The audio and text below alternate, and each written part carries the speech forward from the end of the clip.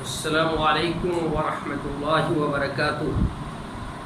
محترم دینی بھائیوں اور بہنوں اور عزیز طالبات، بسم اللہ الرحمن الرحیم وبہ نستعین۔ تو ہم لوگ اس سے پہلے درس میں امام بخاری رحمۃ اللہ علیہ نے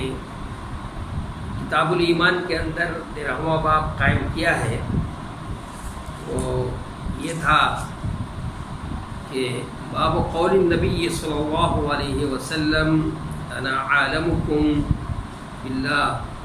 وان المعرفۃ فعل القلب، اور اس کی دلیل امام بخاری رحمۃ اللہ علیہ نے سورہ بقرہ کی اس آیت کریمہ کے ذریعے سے دی تھی کہ لا یؤاخذکم اللہ باللغو فی ایمانکم ولکن یؤاخذکم بما کسبت قلوبکم۔ ان سب کی وضاحت ہو گئی تھی اور یہ بتایا تھا کہ امام بخاری رحمۃ اللہ علیہ کا ترجمۃ الباب قائم کر کے کیا مقصد ہے، اس کے پیچھے ان کا مقصد کیا ہے۔ تو بتایا تھا امام بخاری رحمۃ اللہ علیہ کا یہاں پر دو مقصد ہے۔ اس طرح کے جو بھی تراجم انہوں نے قائم کیے ہیں اس کے پیچھے دیکھا جائے دو مقصد اس کی وضاحت کی کہ علامہ ابن حجر اسقلانی رحمۃ اللہ علیہ نے فتح الباری میں لکھا ہے کہ اس ترجمۃ الباب کو قائم کر کے امام بخاری رحمۃ اللہ علیہ کرامیہ کی تردید کرنا چاہتے ہیں۔ تو کرامیہ جو یہ کہتے ہیں کہ ایمان نام ہے صرف نطق کا، زبان سے اقرار کرنے کا نام ہے ایمان۔ تو امام بخاری رحمۃ اللہ علیہ فرماتے ہیں کہ نہیں، ایمان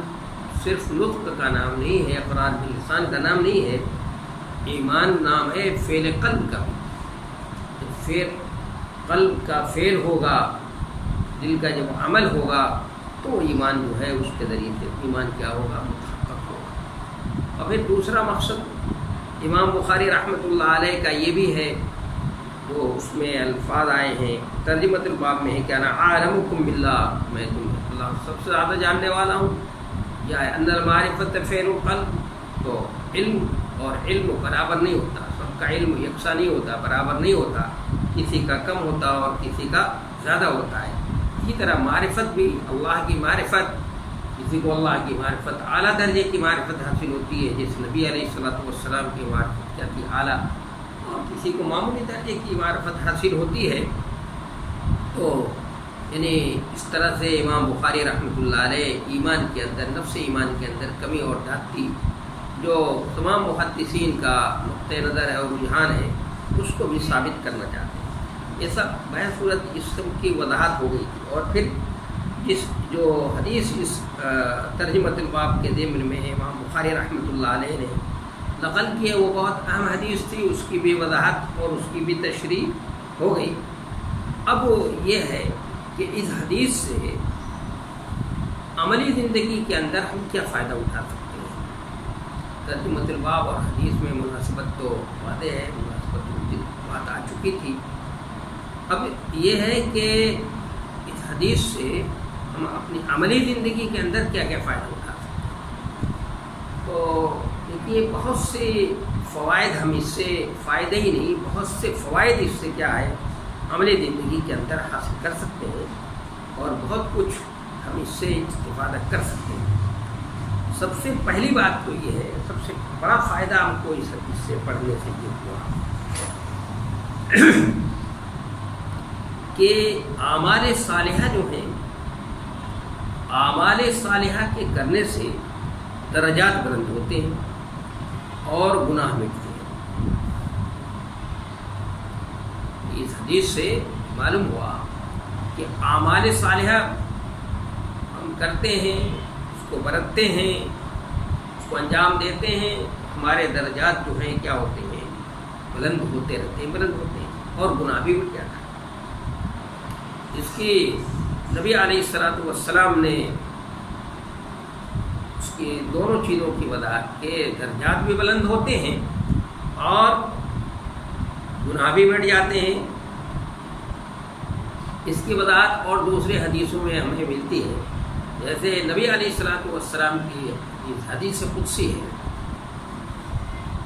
کہ آپ نے فرمایا لا یزال العبد یتقرب الی اللہ نوافل، مسلسل بندہ جو ہے نوافل کے ذریعے سے یعنی نیک عمل کر کے اچھا عمل کرنے کے بعد اللہ سے قرب حاصل کرتا ہے، یعنی اس کے درجات بلند ہوتے رہتے ہیں اور مسلسل بلند ہوتے رہتے ہیں، اور اتنا اللہ کے اتنا قریب ہو جاتا ہے کہ اللہ اس سے پھر محبت کرتا ہے، اور جب اللہ اس سے محبت کرتا ہے تو اللہ اس کا پیر بن جاتا ہے جس سے وہ چلتا ہے، کان بن جاتا ہے جس سے وہ سنتا ہے، زبان بن جاتا ہے جس سے وہ بولتا ہے، ہاتھ بن جاتا ہے جس سے وہ پکڑتا ہے، اور اللہ تبارک و تعالیٰ سے جو سوال کرتا ہے تو اللہ تبارک و تعالیٰ اس کے سوال کو پورا کرتا ہے، اور اللہ کی پناہ میں آتا ہے تو اللہ اپنی پناہ میں اس کو لے لیتا ہے۔ تو کس کے ذریعے سے اللہ کا قرب حاصل ہو رہا ہے، اس کے درجات کس کے ذریعے سے بلند ہو رہے ہیں؟ اعمال صالحہ کے ذریعے سے کرنے کے ذریعے سے جو ہے اس کے درجات بلند ہو رہے ہیں، اور اس نے اتنے درجات بلند ہو گئے کہ اللہ تبارک و تعالیٰ اس کا ہاتھ پر پیر بن گیا، یعنی وہ ہر کام اب اللہ کی مرضی کے مطابق کرتا ہے، اللہ کی مرضی کے خلاف اور اس کے رضا اور اس کے خوشنودی کے خلاف ایک کام بھی نہیں کرتا۔ تو بلکہ ہوا کہ اعمال صالحہ سے درجات کیا ہوتے ہیں؟ نیک عمل کرنے کی وجہ سے، اور نیک عمل اسی کو کہتے ہیں، اس کے لیے دو شرطیں ہیں۔ ایک تو یہ کہ جو حدیث میں کہ نبی صلی اللہ علیہ وسلم اپنے صحابہ اکرام کو ان کی طاقتوں کے مطابق دیا کرتے تھے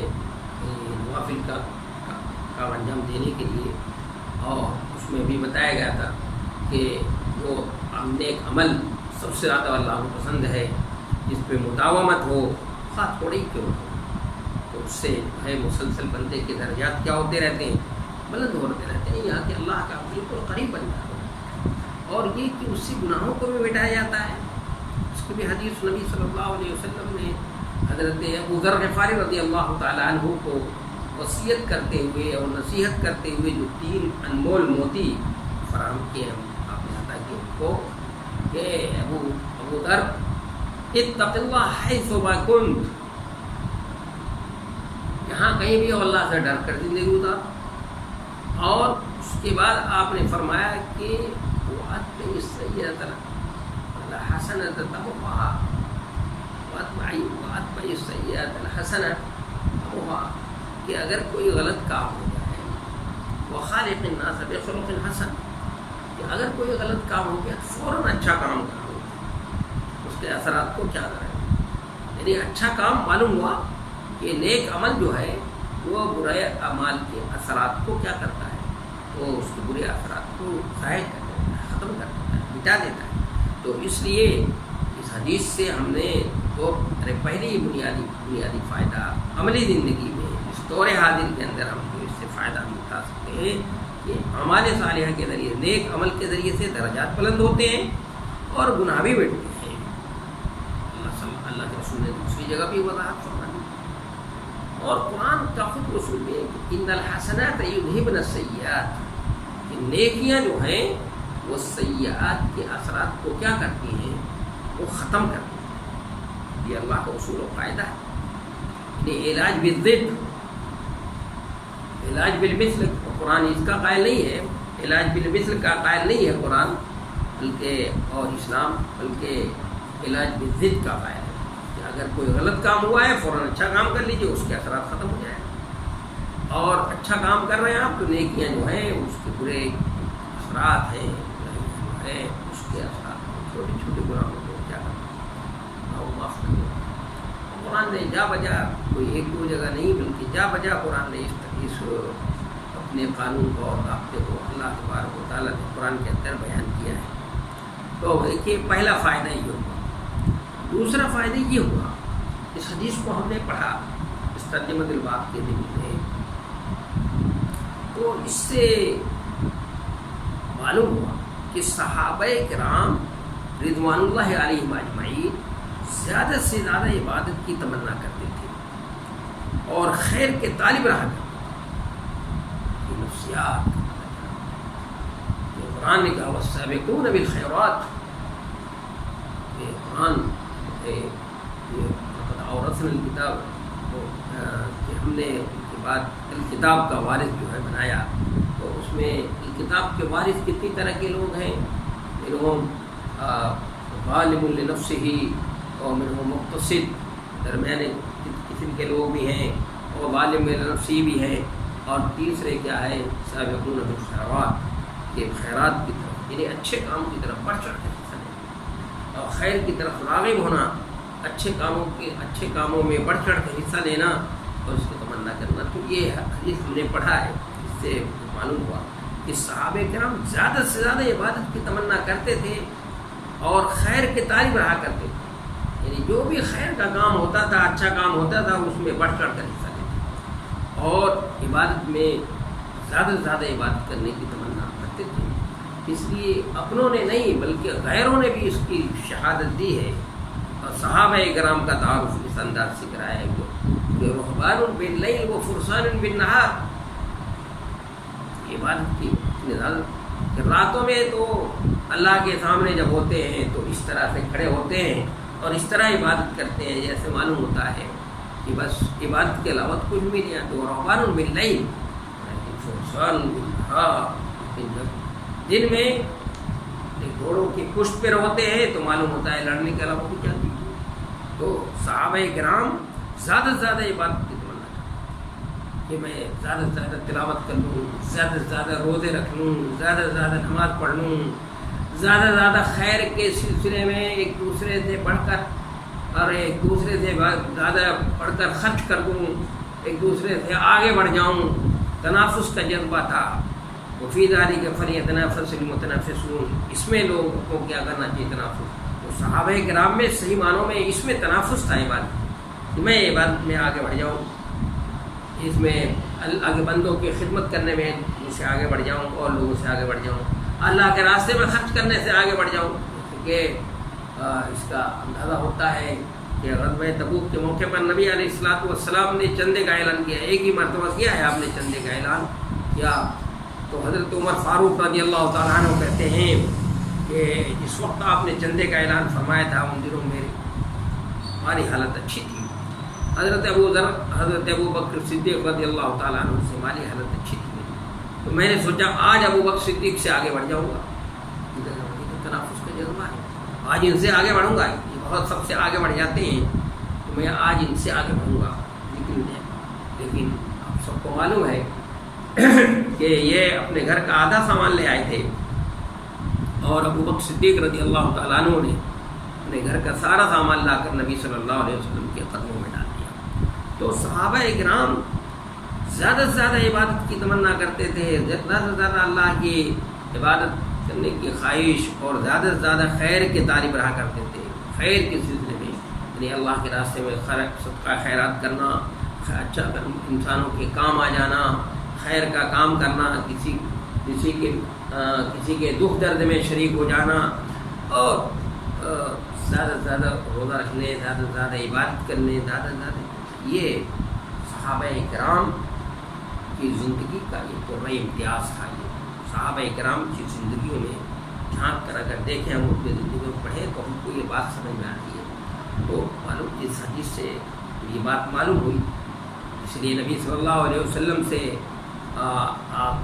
سے کہہ رہے ہیں کہ اللہ کے رسول آپ کا تو اگلے پچھلے سارے گناہ معاف ہیں، آپ ہماری طرح نہیں ہیں، ٹھیک ہے، لیکن ہمیں تو اجازت دے دیجیے زیادہ سے زیادہ عبادت کرنے کی، زیادہ سے زیادہ تلاوت کرنے کی۔ لیکن نبی علیہ السلام چونکہ مربی تھے، معلم تھے، اور انسانی نفسیات اور کمزوریوں کو آپ صلی اللہ علیہ وسلم سمجھتے تھے، اس لیے ان کو اتنا ہی کام بتاتے تھے جتنا وہ مستقل اور پورے دوام کے استمرار کے ساتھ اور اس پہ جو ہے دوام کے ساتھ استمرار کے ساتھ کر سکیں،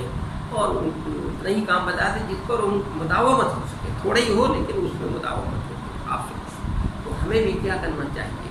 اس حدیث سے عملی زندگی میں یہ فائدہ ہمیں اٹھائے کہ ہمیں بھی ہماری زندگی میں ہمیں بھی تمنا ہونی چاہیے کہ ہم بھی زیادہ سے زیادہ اللہ کی بات کریں، زیادہ سے زیادہ تلاوت کریں، اللہ کا ذکر کریں، اور خیر کے کاموں میں حصہ بڑھ چڑھ کر حصہ لیں، سابقون بالخیرات، خیرات یعنی خیر کے کاموں میں ایک دوسرے سے آگے بڑھنے کی کوشش کریں۔ تو دیکھیے یہ تو دوسرا فائدہ حاصل ہوا اس حدیث کو پڑھنے۔ تیسرا فائدہ یہ ہوا، اگر غور کریں تو اس اس حدیث سے تیسرا فائدہ یہ ہوا ہے کہ کسی امر شرعی کی مخالفت پر عالم یا امیر کا غصہ ہونا چاہیے. یہ نبی علیہ الصلوۃ والسلام ان کو ان کی طاقت کے بقدر، ان کی صلاحیت کے بقدر جو ہے آپ صلی اللہ علیہ وسلم نفلی کام کرنے کے حکم دیا کرتے تھے ان کو نفلی کام کرنے کا. بھئی اتنا کام کر لو بس کافی ہے، یہ کر لو، ایسا کر لو. تو ہم نے دیکھا کہ صحابہ کرام نے کہا کہ اللہ کے رسول آپ کا معاملہ اور ہے اور ہمارا معاملہ ہے اور ہے، آپ کے تو اگلے پچھلے سارے گناہ معاف ہیں. آپ صلی اللہ علیہ وسلم نے مخالفت کی ہے، امر شرعی کی مخالفت کی، تو آپ صلی اللہ علیہ وسلم ناراض غصہ ہوئے، اور اتنا ناراض ہوئے کہ آپ کے غصے کا اثر آپ کے چہرے سے بھی ظاہر ہو رہا ہے. جیسے بھی اس واقعے میں بھی، اس حدیث کے اندر بھی ہے، اور وہ واقعہ جس کی راویہ حضرت ام المؤمنین حضرت عائشہ رضی اللہ تعالیٰ عنہا ہے کہ 3 شخص آپ کے گھر آئے تھے اور انہوں نے آپ کا معمول معلوم کیا تھا. تو حدیث میں آتا ہے کہ انہم تقالوها، کہ انہوں نے اس کو کم محسوس کیا. تو کسی نے کہا میں تو مسلسل روزہ رکھوں گا، کسی نے کہا میں تو مسلسل جو ہے عبادت کروں گا، کسی نے کہا میں شادی نہیں کروں گا. آپ کو جب اس کا علم ہوا تو آپ صلی اللہ علیہ وسلم نے ان سے جا کر معلوم کیا کیا تم نے ایسا کیا ہے، تم نے ایسا کہا ہے؟ انہوں نے کہا کہ ہاں ہم نے ایسا کیا ہے. وہ بھی سارے لوگ تھے، سب بات کہتے تھے، صحیح بات کہتے تھے. انہوں نے کہہ دیا، انہوں نے کہا اللہ کے رسول ہم نے ایسا کہا ہے اور ہم نے اس طرح سے کہا تھا. آپ نے فرمایا کہ میں تم سے زیادہ اللہ سے ڈرتا، تم سے زیادہ اللہ. اپنے غصے کا اور ناراضگی کا اظہار کیا آپ صلی اللہ علیہ وسلم نے. تو معلوم کیا ہوا کہ کبھی کسی بھی امر شرعی کی مخالفت پر عالم کو، استاد کو یا امیر کو کا غصہ ہونا جائز ہے. اسی طرح استاد پڑھا رہا ہے، اپنے طالب علم کو کسی بات کو حکم دے رہا ہے کہ کوئی شریعت کا معاملہ بتا رہا ہے کہ بھائی دیکھو اتنا کام کر لیا کرو، اتنی بات اتنا کرو بس. اب کوئی طالب علم کہتا ہے نہیں میں تو بہت زیادہ نماز پڑھوں گا، وہ تو میں تو تلاوت اس طرح سے کروں گا، 2 دن میں قرآن مکمل کروں گا. تو اس پر کوئی عالم اگر استاد اپنے شاگرد کے اس عمل پر ناراض ہوتا ہے، غصے کا اظہار کرتا ہے، تو اس کو یہ غصہ ہونا وجہ ہے، اس کا ناراض ہونا وجہ ہے. اس لیے کہ وہ امر شرعی کی مخالفت کر رہا ہے. تو نبی علیہ الصلوۃ والسلام کی سنت کے مطابق استاد جو ہے اس کو صحیح بات بتا رہا ہے، سکھا رہا ہے، اور وہ اس کی مخالفت کر رہا ہے. ایسے موقع پر غصے کا اظہار کرنا اور غصہ ہونا جو ہے جائز ہے. اور دیکھیے اس سے عملی زندگی میں فائدہ یہ بھی ہوا، اگر ہم اس حدیث کو غور سے پڑھیں، کہ چوتھا فائدہ یہ ہوگا کہ فخر اور تکبر کے بغیر حسب ضرورت اپنے علم اور فضل کا اظہار جائے. اس حدیث سے یہ بات معلوم ہو کہ فخر کرنا نہ ہو اور تکبر نہ ہو، کبر اور غرور نہ ہو. جیسے بہت سے لوگ کبر اور غرور کی بنیاد پر کہتے ہیں کہ میں بہت کچھ جانتا ہوں، اور لوگ کیا جانتے ہیں، کچھ بھی نہیں جانتے، اور میں تو سب کچھ جانتا ہوں، اور میرا علم تو ہے بہت وسیع ہے، اور میں تو ہر چیز پر جو ہے بہت اچھی طرح سے تیار ہوں. قرآن فہمی میں میرا بہت اونچا مقام ہے، اور حدیثوں کو سمجھنے میں بڑا اونچا مقام ہے. میں تو ہر علم کے اندر طاق ہوں. فخر کی بنیاد پر اگر ایسا کرتا ہے، تکبر کی بنیاد پر کرتا ہے، تو اس لیے کہ الفخر الکبریاء اور رداء، کبر اللہ کا چادر ہے بھائی، جو اس چادر کو زیبتن کرتا ہے اللہ تعالیٰ اس کو دلیل کرتے ہیں. اس وقت اللہ کو یہ چیز پسند نہیں ہے. دیکھیے حضرت موسیٰ علیہ السلام نے، حضرت موسیٰ علیہ السلام کا امتحان مقصود ہوا اللہ تعالیٰ کو، تو اللہ تعالیٰ نے ایک انسان کو، پہلے فرشتے کو بھیج کر کے، انسانی شکل میں فرشتے کو بھیج کر کے ان سے سوال کروا دیا، یا کسی انہی کے آدمی سے سوال کرا لیا. کہ بتاؤ آپ سے بھی کوئی زیادہ جاننے والا ہے؟ تو انہوں نے کہا مجھ سے زیادہ جاننے والا کون ہوگا؟ سب جواب صحیح تھا، بالکل جواب صحیح ہے ان کا۔ وقت کا نبی جو ہوتا ہے ان سے زیادہ کوئی جاننے والا نہیں ہوتا، ان سے بڑا اللہ کو جاننے والا، اللہ کو پہچاننے والا کوئی بھی نہیں ہوتا ہے۔ سب سے زیادہ اللہ کو جاننے والا ہوتا ہے، اس کا علم جو ہے سب سے زیادہ ہے، یعنی جو چیز کی ضرورت ہوتی ہے علم اس کا وہ اعلیٰ درجے کا ہوتا ہے۔ جواب بالکل معقول تھا، جواب صحیح تھا، لیکن حضرت موسیٰ علیہ السلام کی شایع نشانی تھا، جواب دینے کا انداز صحیح تھا۔ اللہ تبارک و تعالیٰ نے اس کو پکڑ دیا۔ آپ اللہ تعالیٰ نے فرمایا نہیں میرے فلاں بندہ خضر جو ہیں تم سے زیادہ جانتے ہیں۔ دیکھا تو فخر و کبر کے تکبر کی بنیاد پر اگر کوئی کہتا اپنے علم کا اور فضل کا اظہار کرتا ہے تو یہ صحیح نہیں، یہ صحیح نہیں۔ لیکن ہاں اگر موقع اور ضرورت ہے، فخر و تکبر کے بغیر حسب ضرورت ہے، ایسا موقع ہے کہیں موقع آ جاتا ہے، کبھی کبھی موقع اس طرح کا آ جاتا ہے کہ وہاں پر جو ہے تواضع اور انکساری اور مسکنت کا اظہار کرنا، تواضع اور انکساری کا اظہار کرنا وہاں پر صحیح نہیں ہوتا۔ وہاں پر تواضع اور انکساری کا اظہار نہ کیا جائے، بلکہ فخر و تکبر کے بغیر اپنے علم اور فضل کا اظہار وہاں پر کرنا جائز ہوتا ہے، وہاں پر صحیح ہے۔ لیکن ہاں اگر کبر کے لیے، فخر و تکبر کی بنیاد کے لیے کی وجہ سے جو ہے اگر کوئی کرتا ہے تو وہ صحیح ہے۔ تو یہ چوتھا فائدہ اس حدیث کو پڑھنے سے ہمیں یہ معلوم ہوا کہ عملی زندگی میں ہم اس سے یہ فائدہ اٹھا سکتے ہیں۔ اور اگر غور کریں اس حدیث کے اندر، مزید غور کریں اور تھوڑا ٹھہر کر سوچیں تو ایک پانچواں فائدہ بھی ہم کو اس حدیث سے کو حاصل ہوتا ہے۔ پانچواں فائدہ کیا ہے کہ دو کاموں میں جو آسان ہو اس کو اختیار کرنا اولا اور بہتر ہے، بشرطے کہ شریعت کے خلاف نہ ہو۔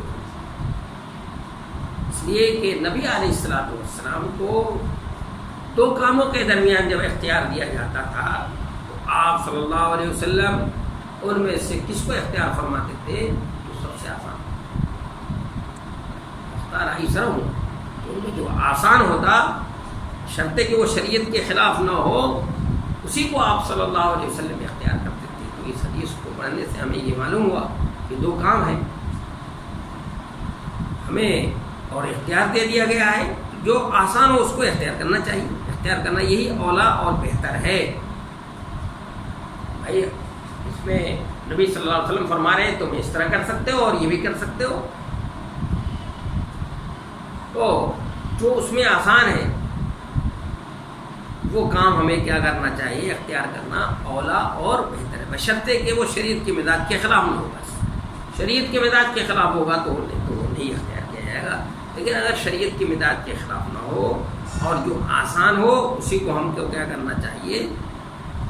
اختیار کرنا چاہیے۔ مشکل کو نہیں اختیار کرنا چاہیے۔ نبی علیہ السلام کا معمول یہی تھا، آپ کی سنت یہی ہے، آپ کا طریقہ یہی تھا۔ اور اگر غور کریں آپ اس حدیث کو مزید اور جو کچھ بھی پڑھا ہے اس باب میں کے ضمن میں اور اس حدیث میں، تو ایک چھٹا فائدہ بھی ہمیں اس حدیث سے کو پڑھنے سے حاصل ہوتا ہے۔ کیا کہ عبادات میں دوام اور درمیانی راہ اختیار کرنی چاہیے،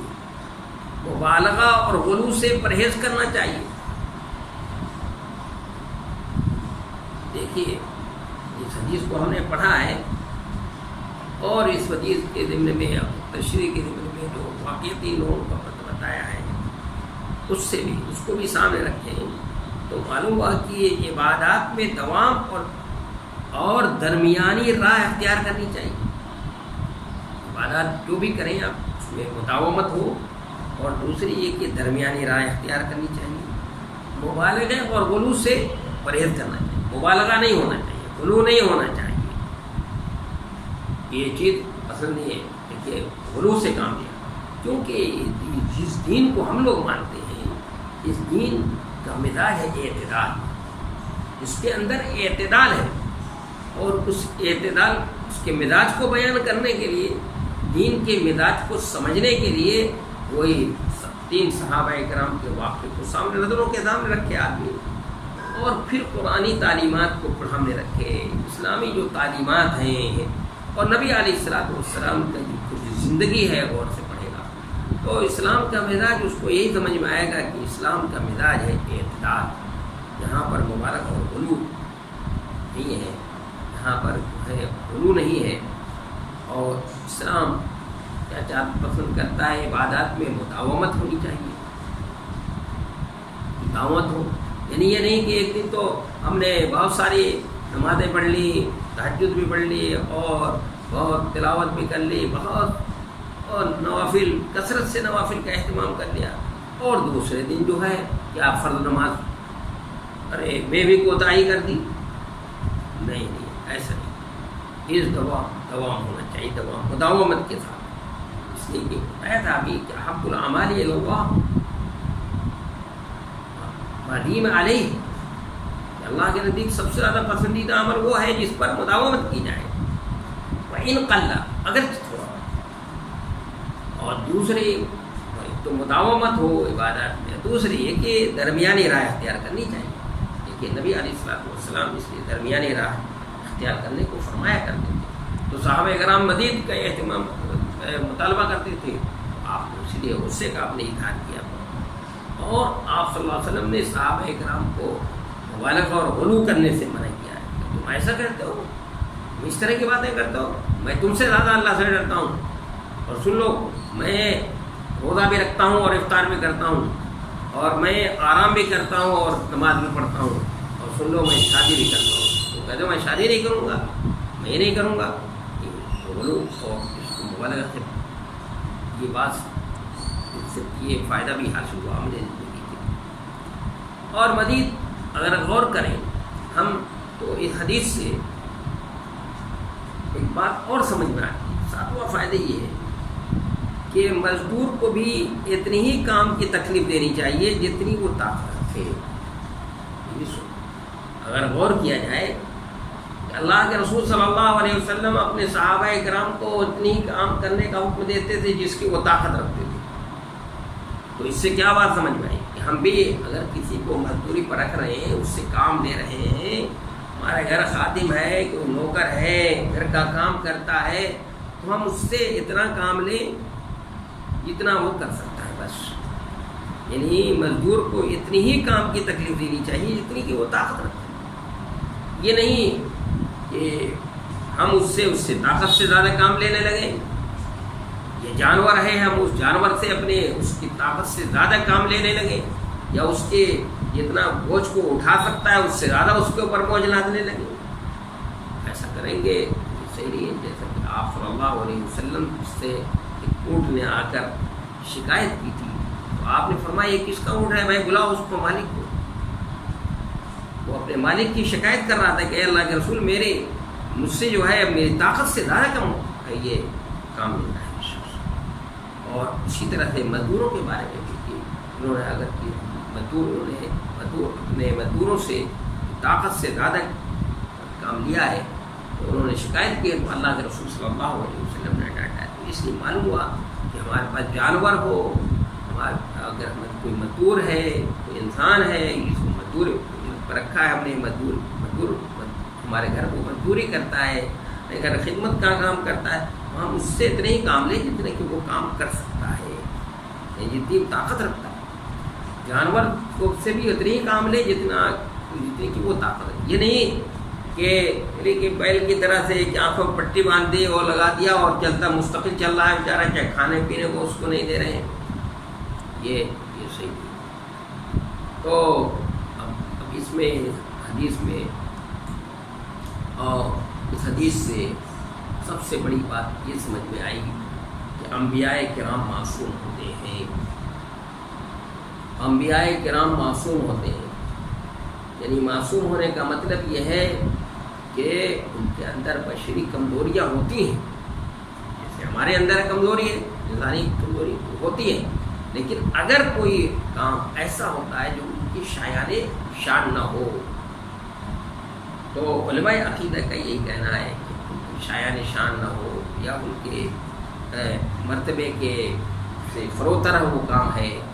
تو فوراً اللہ کی طرف سے کیا ہو جاتی ہے، تنبیہ کر دی جاتی ہے، متنبہ کر دیا۔